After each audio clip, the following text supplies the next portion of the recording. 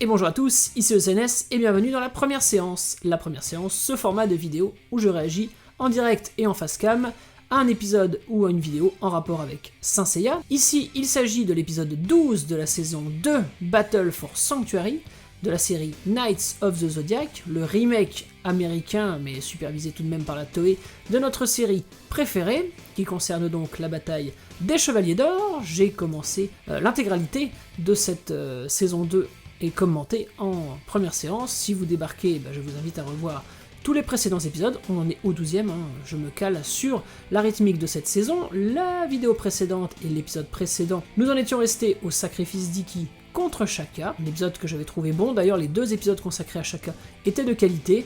Globalement, on va revenir à la fin, je ferai un petit bilan, mais on a plutôt eu une bonne saison. La saison 2, a priori, va toucher à sa fin avec cet épisode qu'on va regarder. On n'a pas de date quant à la suite, donc nous verrons. Mais je vous en reparle à la fin. Là, on va regarder l'épisode 12, donc qui devrait être, en toute logique, la découverte de Yoga dans le cercueil de glace, dans le temple de la balance. Si on en suit le déroulé initial du manga, en tout cas. Les secrets du sanctuaire. On va peut-être en avoir plus sur la quête de Starry, qu'on avait eu dans les épisodes filler, justement. Donc, arrivé au temple de la balance.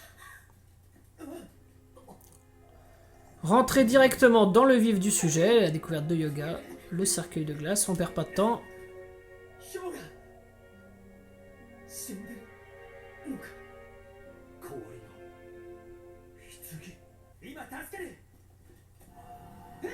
C'est trop rapide comme d'habitude, petite musique qui n'a même pas changé d'intensité. Sean esquisse 3 larmes et puis direct ils le ressentent et puis voilà. On passe à la délivrance, on accélère. Apparemment de relief dans la mise en scène pour le moment. Du classique avec cette série.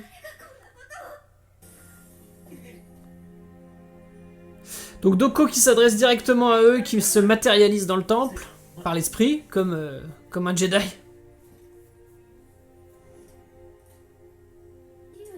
Oui, parce que du coup, dans cette série, ils ne l'ont encore jamais rencontré. Mais d'ailleurs, je me rends compte que dans la série d'origine, ils l'ont jamais rencontré aussi à ce moment, avant Poséidon, en fait, Doko. Et l'armure de la balance, dans sa forme par Araki, puisque le totem est un peu différent quand il est fait par Kurumada.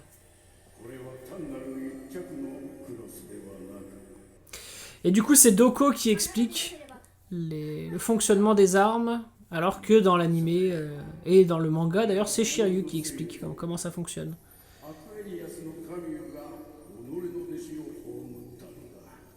Joli plan de Camus, là.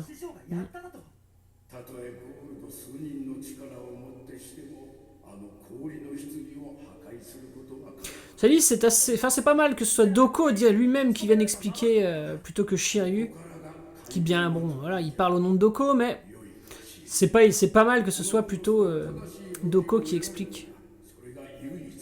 Les armes qui sont en lévitation, vous avez vu. Donc une modification qui va dans le sens du public américain, qui fait un parallèle avec Star Wars, mais que je trouve assez logique. De toute façon, Doko, dans sa forme, étant lui-même inspiré de Yoda, probablement. C'est un retour aux sources. J'aime assez bien. Mais là, oui, on n'a pas du tout le côté épique. Quand on voit, justement, ils en profitaient pour nous montrer l'apparence du Chevalier de la Balance en tant que ombre, qui revêtait les armures, qui revêtait les armes, pardon, qui revêtait l'armure et ensuite qui montrait les différentes armes. Ça avait de la classe dans l'animé d'origine. Disons que le mérite de ça, c'est que ça permet de faire intervenir Doko de manière plus active dans la narration. C'est un changement que j'aime bien.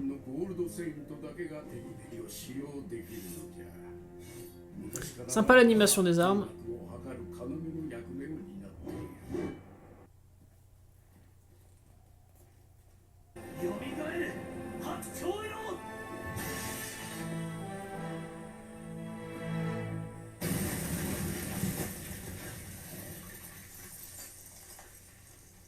Oh. J'étais en train de trouver que la mise en scène était classe et ils se sont permis de pas nous montrer l'explosion en débris de glace. C'est là qu'on voit qu'ils font des économies quand même, au niveau de certains rendus d'animation 3D. Ils montrent pas certaines choses qu'ils n'ont pas envie de... qu'il va être compliqué à créer, je pense, les effets de particules. そんなバカなことが遅かったか。掃除機で氷河のことを見捨てたから、私のせいでこんな。 Petit remords de Sean, hein, qui a eu un petit rajout en termes de ligne de dialogue par rapport au manga ou à l'animé. Je suis en train de me rendre compte qu'il y a quelque chose qui manque dans la narration de cette série par rapport à la série d'origine. C'est le rappel incessant de la flèche plantée dans le cœur et de l'horloge, qu'on a au début de chaque épisode et régulièrement dans les épisodes dans la série d'origine, mais qui contribue à constamment maintenir un certain niveau de suspense et de tension. Et là, on est sur une narration plus... qu'on pourrait regarder en un bloc, donc c'est un côté moins redondant. C'est moins pensé dans une logique hebdomadaire.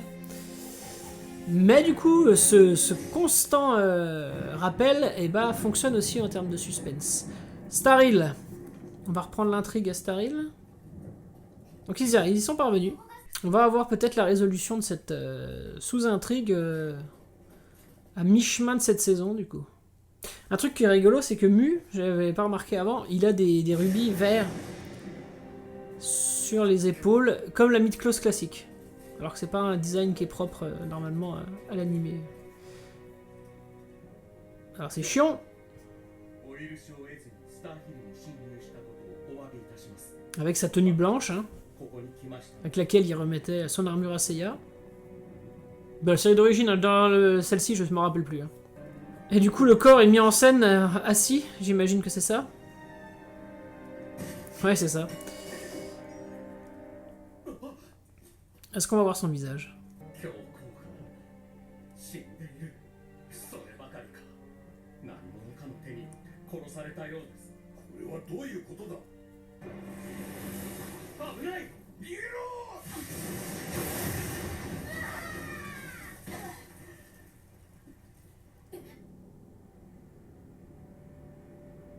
Hey hey! Intervention de Saga.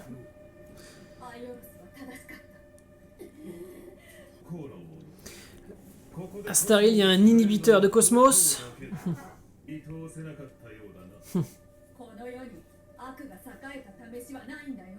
J'aime bien l'atmosphère là. Mais le côté menaçant de Saga. Qui est bien retranscrit par la mise en scène là.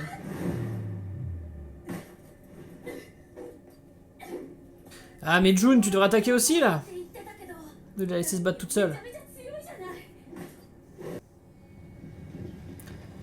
Another Dimension. Pas très combative la June. Hein.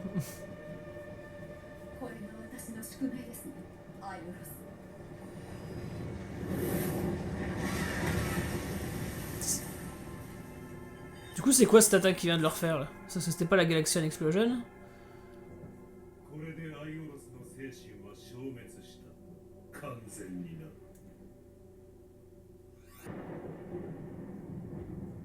Ah lui, il s'y rend comme ça, à Staril.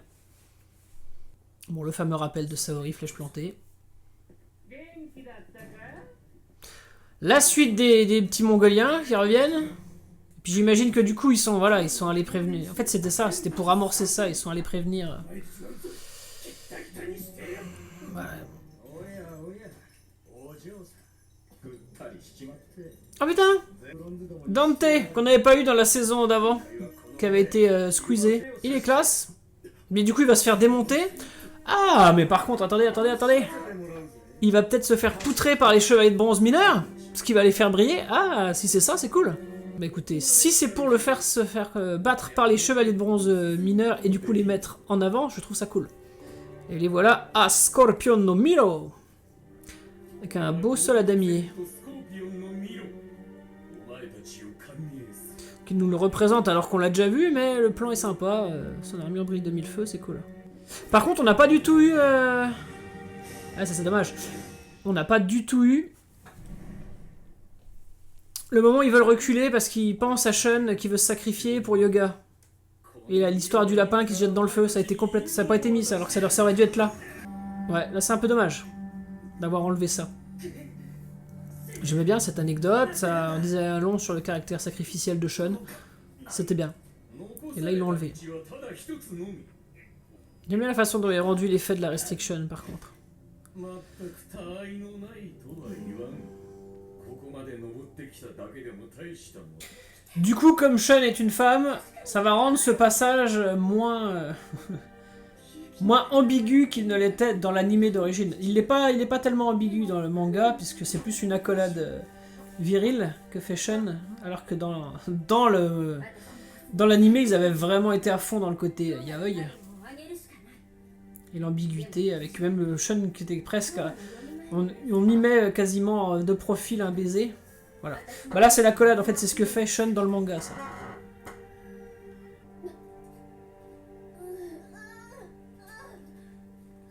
Et quand même, dès que c'est June, hein, c'est vraiment un comic relief. Hein, c'est dans sa animation, là, qu'elles se remettent les lombaires, alors qu'elles se sont fait attaquer quand même par le Grand Pop, après avoir découvert que c'était un usurpateur qui avait tué le Grand Pop officiel, donc c'était quand même des événements graves, normalement, et là, on passe sur quelque chose d'humoristique. Il l'utilise vraiment quand même pour en faire quelque chose de comique avant tout, hein, pour dédramatiser la situation. On remarquera qu'on ne sait pas ce que sont devenus Mu et Aldebaran. Donc ils ont été sauvés par un champ d'énergie vert. 昨日に救われたんだ Barrière défensive. Ah oui, c'est la barrière défensive de Staril. ムー様 Mais non, il est pas mort. にいる奴らに私たちの意地を見せてやろうじゃないのよし行くぞ Et du coup, ils repartent. Mais vraiment Guilleret. 覚悟しろ。この間のお返しだ。今日こそ貴様をあの世へ送ってやる。沙織お嬢様には指一本触れさ Attendez, j'ai raté quelque chose. Pourquoi il lui dit qu'il a un compte à régler avec lui, là? C'était... Non, on l'a jamais vu, Dante, là. Je me rappelle plus. やめろ。くらえ。沙織お嬢様。 Hé hé hé. なんだてめえは。邪魔だ。 C'est ça. Ah, c'est que ça, c'est classe, quand même. D'avoir confronté les chevaliers de bronze mineurs à un vrai ennemi. Moi, je dis... Bravo. Parce que là, leur moment de gloire, c'était quand même pour affronter des gardes du sanctuaire. シルバーにかなうもんか。二人じゃないざんす。お前らは。ユニコーンじゃねえ。ライオネット。 Du coup, ça rattrape le côté comique du passage, enfin, disons d'avoir perdu du temps sur le comique, parce que c'était pour mettre en relief l'apparition plus tard. Ça servait à rien, ils auraient pu le faire directement comme ça. Mais bon, je leur pardonne parce qu'ils font ça. On dirait qu'il y a trop d'actions en parallèle là. Ouais. On casse, on n'arrête pas de casser l'intensité là. 見てみろ。お前に勝ち目はないぞ。そんなに死にたいか。いや、お前は勝つわよ。信じより。くらえ。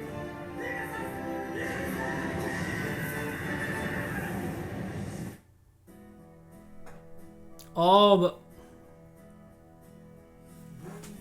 D'accord. Ouais, j'ai du mal à... Ils vont quand même pas arrêter là-dessus.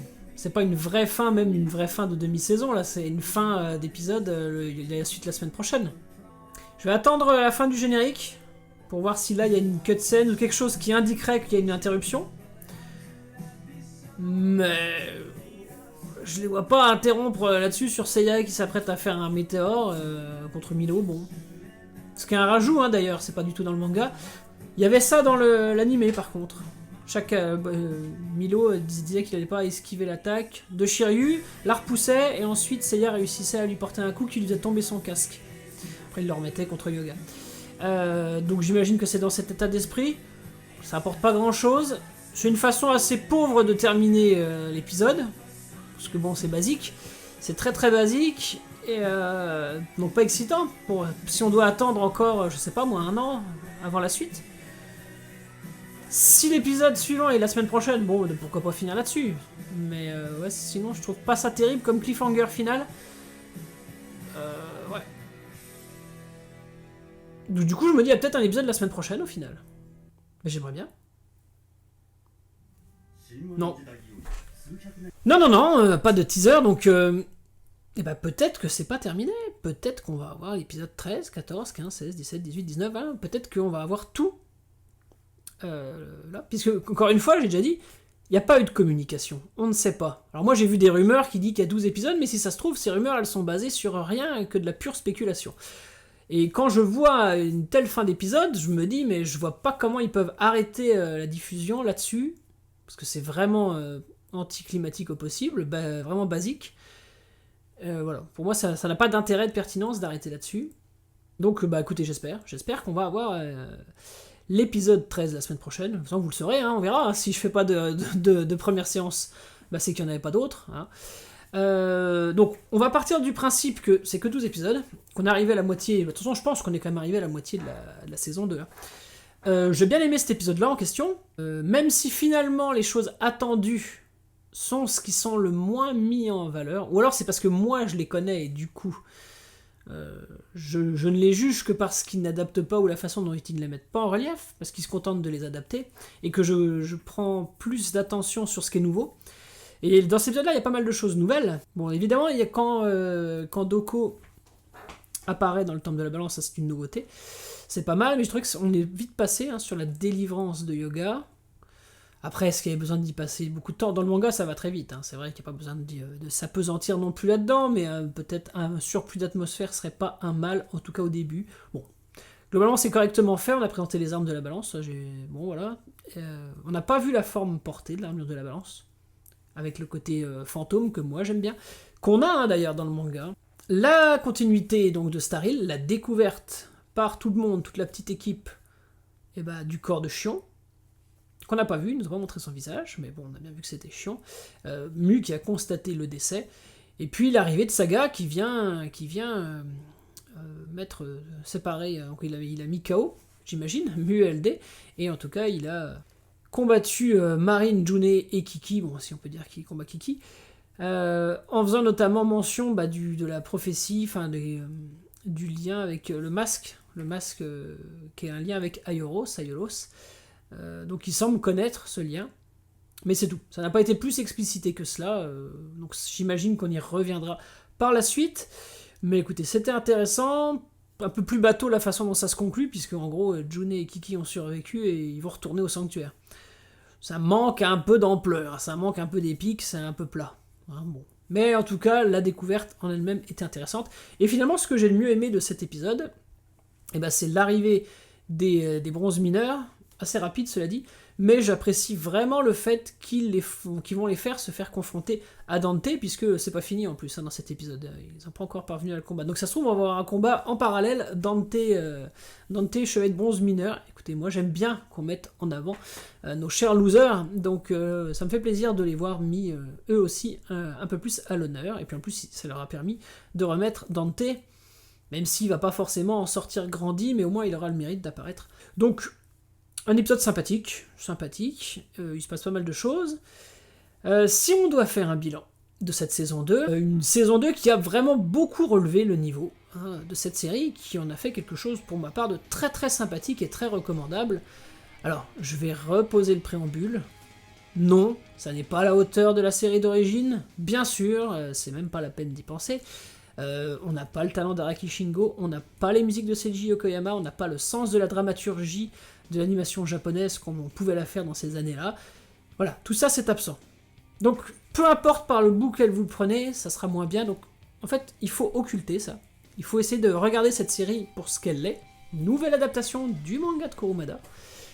Un nouveau regard, avec une technique d'animation moderne que moi j'aime bien. Hein. Il y a des gens qui critiquent, qui disent que c'est pas beau, mais moi je trouve ça joli. Parfois on sent le manque de budget, mais globalement le rendu est joli, le rendu des armures, le chara design est sympa, le rendu sur les armures est très sympa, la décoration des temples, il y a même quelques idées de mise en scène. Franchement, esthétiquement, je trouve que ça fait bien le boulot. Et en plus on a un rendu qui est vraiment homogène tout du long. Hein, alors que le vrai problème de notre série d'origine, qu'on apprécie, c'est que on se tape des épisodes magnifiques dessinés par Araki Shingo, et juste après on a des horreurs absolues. On a ce côté en dents de scie, qui fait que ça fait aussi baisser l'intensité. Donc ce qu'on garde en mémoire de la série d'origine, c'est vraiment les pépites, mais on a aussi des trucs immondes. Là, c'est homogène tout du long, et il y a une qualité. Et si vous mettez côte à côte les deux formats, le regard de la nostalgie pourra vous faire dire que c'est mieux, mais quand même, comparons. La mise en scène, l'émotion sont bien meilleures dans la série d'origine, mais les rendus visuels... Voilà, là on a des vrais chevaliers avec des vraies armures qui brillent, enfin il y a quelque chose de plus qu'on peut pas nier. Nous, ça nous plaît pas forcément parce qu'on a été habitué à l'animation 2D traditionnelle, Mais pour un spectateur nouveau, un enfant d'aujourd'hui, il y a quand même un gros gap. C'est quand même beaucoup, quelque part. Ça serait pas étonnant de trouver qu'un enfant ou un nouveau spectateur trouve ça beaucoup plus abouti visuellement dans cette série-là. En mettant de côté le style graphique, hein, parce que le style Araki est inégalable, mais voilà, il y a des gens, ils trouveront que c'est plus abouti en termes d'animation, de rendu. Ça rend plus justice au côté chevalier, c'est le côté armure, alors, elles sont palpables dans cette série. Voilà, il faut voir ce côté, ces qualités-là, moi je trouve ça beau, voilà, je le dis. Je préfère Araki, hein, je vous rassure, mais je trouve ça joli, vraiment. Et aussi c'était sympathique, mais sans plus, surtout à cause des environnements, je pense, dans la saison 1. Ici, comme on est au sanctuaire, et comme on a des chevaliers d'or, et bah, la plupart des visuels ont été très beaux, de bonne qualité. La seule chose qui ne me plaît pas, c'est qu'il s'est très vite fait tomber la nuit sur le sanctuaire, et qu'on n'ait pas eu le côté grec, avec les temples sous le soleil, la chaleur, qui est vraiment très présent pendant la moitié de la bataille du sanctuaire, et que j'aime beaucoup dans la série d'origine. Le fait que ça se passe vraiment en plein... Il y a un côté aride qui est sympa, qui va bien avec l'aridité de la bataille. Puis on sent la journée qui passe. Là, on a toujours été de nuit, j'imagine que ça s'achèvera au petit jour, mais on n'aura pas eu du coup ce côté dramatique avec la journée qui passe. Ils se sont privés de ça, peut-être que c'était plus simple pour eux en termes de rendu, d'avoir tout de nuit, mais ça manque aussi de relief, parce que d'un épisode à l'autre, on n'avait pas forcément la même atmosphère visuelle, le même code couleur dans la série d'origine. Et en plus, ça c'est une liberté qu'ils ont pris par rapport au manga, parce que dans le manga, on a bien cette notion que c'est en plein jour au départ pour finir à la nuit. Ce qu'avait repris l'animé. Et là, ils se sont permis de passer à la nuit direct. Donc ça, j'aime moins, hein, mais voilà. Après, la narration étant ce qu'elle est, on a un ton qui reste assez léger, on s'appesantit pas trop sur l'émotion, ça c'est le problème, hein, vraiment, et qui fait que c'est nettement moins impactant pour un spectateur adulte, cette série, que ne l'est celle d'origine, et qu'elle l'est toujours, et qu'elle conserve sa force. Celle-ci n'a pas cette force-là. Mais globalement, c'est du travail fait avec respect. Je trouve que le spectateur est respecté. Les rajouts apportés dans cette saison-là, ils vont tous dans le bon sens, globalement. Il n'y a pas de... Même, j'ai critiqué, on a eu 2 épisodes filler, qui, bon, toutes les épreuves, etc., c'est sympathique. C'est sympathique. Dans une globalité, quand vous binge-watchez la chose, bon, ça passe, même si ça va faire tomber la tension. Bon, là, juste les chevaliers squelettes, ça, pour moi, c'était inutile, vraiment. Est-ce qu'ils en reparleront à la fin ? Je ne sais pas. Est-ce que d'un mot on nous dira que c'est Saga qui avait tenté ça ? Je pense pas. Honnêtement, je pense que c'était vraiment un truc autogéré du sanctuaire. Du coup, pour moi en plus, je trouve ça limite à la frontière de l'incohérence. Mais bon, ça c'est, on a voulu repiocher les choses qu'on n'avait pas mis dans la première saison. Ouais, mais c'est trop tard. Hein. Ça n'a pas été fait, il fallait pas le faire. Bon, c'est là, c'est pas très grave. C'est pas du rajout qui décrédibilise tout, comme les Chevaliers des Abysses dans la série d'origine, hein, pour faire des rapports. Bon, ça ralentit l'action, ça ralentit la narration, ça ralentit la tension, mais c'est pas non plus honteux. Donc globalement, j'ai bien apprécié. Donc si ça s'arrête là et qu'on reprend que dans un an, bah, de toute façon, j'espère que je serai encore là pour vous faire des premières séances. J'espère aussi que ça continue et que je serai là la semaine prochaine, parce que moi, j'ai pas vu Shura et j'espérais bien le voir. Hein, j'espérais pouvoir en parler à la fin de cette série de vidéos de la première séance, mais en 2022, hein, pas en 2023. On y reviendra. Donc voilà. Donc je vous invite, ceux qui ont découvert cette série, parce que la saison 1, et je le comprends, en a vraiment calmé plus d'un, mais je vous invite à donner une chance à cette saison. Parce que là, si vous l'avez découvert par mon biais, ça a quand même été entrecoupé par mes commentaires. Regardez-la quand même. Bah voilà, plein écran, avec l'intensité, c'est coupé hein, dans mes vidéos, vous les avez pas les séquences en entier, hein, j'espère que vous en avez conscience. Parfois je fais des coupes, c'est assez discret, mais voilà, c'est pas les épisodes en entier. Hein. Donc, je vous invite à regarder cette saison 2. Et moi, peut-être que je vais remater la saison 1, que je n'avais pas fait, pour voir s'il y avait des éléments qui trouvent une résonance ici. Je ferai ça si je vois qu'il n'y a pas de suite la semaine prochaine. Si, d'aventure, on s'arrête là pour le moment, avec la première séance consacrée à Knights of the Zodiac, saison 2. Moi j'ai aimé faire ce format, hein. Vous avez vu, c'était la première fois que je me lançais dans un format face-cam. Bah, finalement je me suis pris l'exercice, j'aime bien. Et je me suis dit que ce format serait l'occasion idéale pour moi pour me lancer dans le visionnage de la série Saint Seiya Lost Canvas et la série Saint Seiya Omega, puisque je ne connais aucun de ces deux spin-offs en animé. Lost Canvas, je le connais un peu en manga. Je les ai jamais regardés, ça m'a jamais attiré à l'époque, j'ai toujours été réfractaire, à chaque fois que j'ai voulu me lancer, il y a toujours quelque chose qui m'a retenu. Et là je me dis, bon, si je le fais à travers une vidéo et que je vais avoir des retours dessus, et à côté ça me motive plus. Donc, dites-moi dans les commentaires si ça vous intéresse, et si ça vous intéresse, par laquelle je dois commencer. J'ai ma petite idée, hein. À mon avis il y a plus de fans de l'une des séries que de l'autre, mais voilà. Est-ce que vous voulez voir dès la première séance sur Lost Canvas ou Saint Seiya Omega, puisque encore une fois, j'aurai un œil neuf, parce que c'est des séries qui pour moi, même si elles commencent à dater, hein, elles ont 10 ans maintenant, pour moi elles sont nouvelles car je ne les ai jamais regardées. Voilà les amis, n'hésitez pas à commenter, partager cette vidéo si elle vous a plu. A très bientôt pour une prochaine vidéo. Et d'ici là, soyez prudents, collectionnez bien. Salut à vous.